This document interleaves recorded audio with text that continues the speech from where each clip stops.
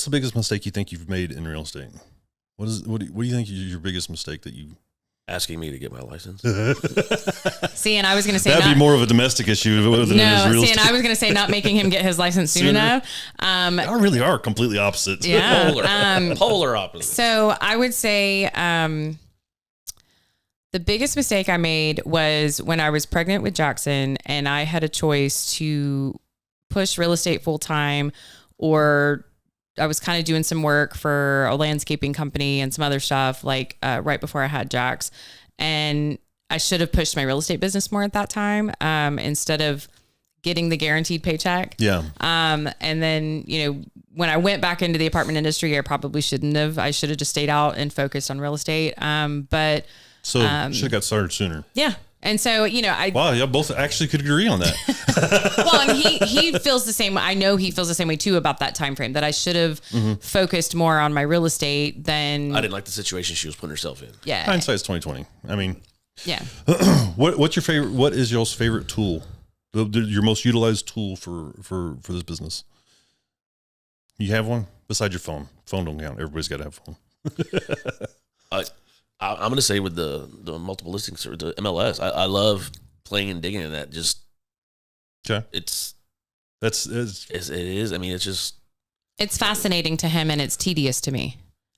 And so that's where he's much better at it than I am, because I don't have the patience to sit there and do it. Before we got into the market that we're in now, when I was just first starting, I went in, people said, my budget's, so we'll say 250.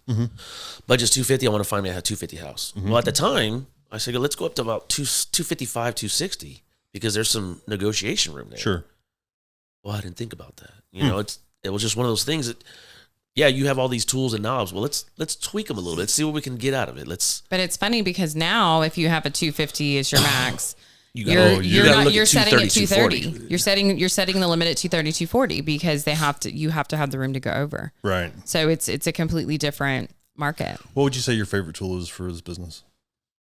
I would say the ability to put ourselves into strategic positions within the community, and because it's not, for us, it's never been just about real estate. It's about, relationships. Yeah. And helping, the advocacy center and, the school districts, and, trying to be a positive influence. And so being able to strategically put ourselves, and I think this would fall back a little bit to one of my biggest mistakes in real estate was early on when I did finally take the plunge and go full time. I was saying yes to everything. I was, this club, that club, chair of this, chair of that. Yeah.